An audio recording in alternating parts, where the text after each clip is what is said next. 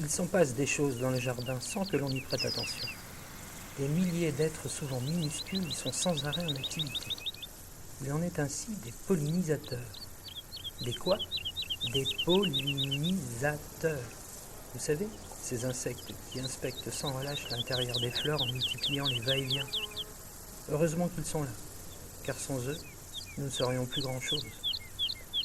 Rappelons-nous que les plantes fournissent à l'homme les fruits, légumes, bois, médicaments dont il a besoin au quotidien. Or, environ 8 plantes à fleurs sur 10 ont besoin de l'aide des insectes pollinisateurs pour se reproduire. Mais tout cela, comment ça marche ?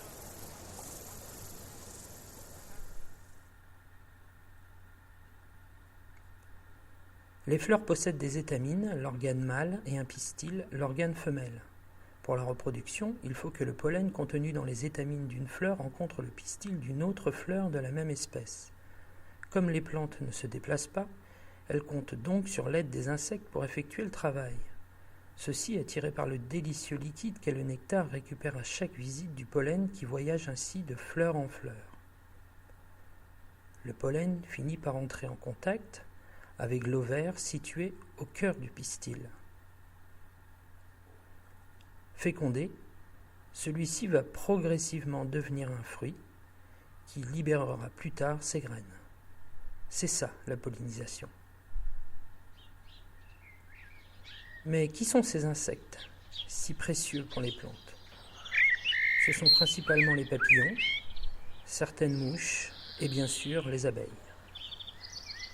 Mais tous ne visitent pas les mêmes fleurs. Si certaines espèces d'insectes peuvent polliniser de très nombreuses fleurs différentes, d'autres se contentent d'une ou deux. En fait, comme chaque fleur possède une forme et une profondeur différentes, c'est la longueur de l'outil de l'insecte qui décide. La longueur de la trompe, pour les papillons, ou celle de la langue, pour les abeilles. Les papillons possèdent une longue trompe qu'ils déroulent pour aspirer le nectar, leur nourriture principale.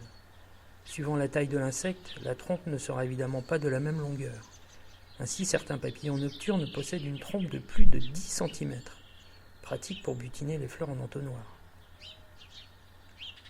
Les cirphes font partie de la famille des mouches. Ils ressemblent souvent aux guêpes et aux abeilles, mais ce n'est qu'un déguisement. Ils possèdent une trompe bien plus courte qui se termine par une sorte d'éponge poilue. Ils visitent donc des fleurs moins profondes, là où le nectar est plus accessible.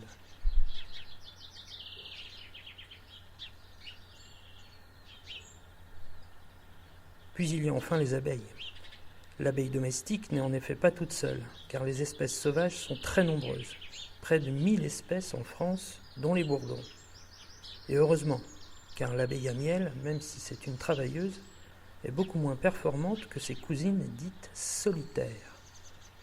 Celles-ci sont de taille très variable, de quelques millimètres à plusieurs centimètres.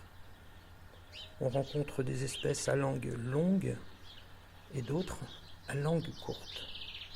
Chacune explore les fleurs qui lui convient. On remarque aussi 2 techniques pour prélever le pollen qui sert à nourrir les larves. Des corbeilles bien visibles sur les pattes arrière, comme ici, ou une brosse de poils située sous l'abdomen, comme ici. Admirez la technique du tamponnage.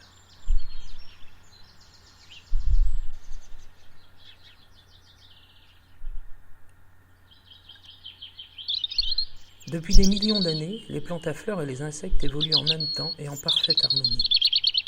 Cette précieuse association est aujourd'hui mise en danger par l'activité humaine. Elle nous rapporte pourtant chaque année tellement de richesses, estimées à plusieurs milliards d'euros. Chacun peut agir chez lui pour favoriser la présence de ces petits animaux. La première des choses à faire est d'abandonner définitivement l'utilisation de pesticides, véritables poisons y compris pour l'homme. La deuxième est de préférer un jardin le plus naturel possible, avec une place pour la végétation spontanée. Et enfin, pourquoi ne pas accueillir ces précieux pollinisateurs en laissant ici un petit coin de nature sauvage et en installant là des gîtes et des nichoirs. Quelques bûches percées et quelques tiges creuses feront l'affaire. Ces petites bêtes vous en remercieront et votre jardin ne pourra s'en porter que mieux.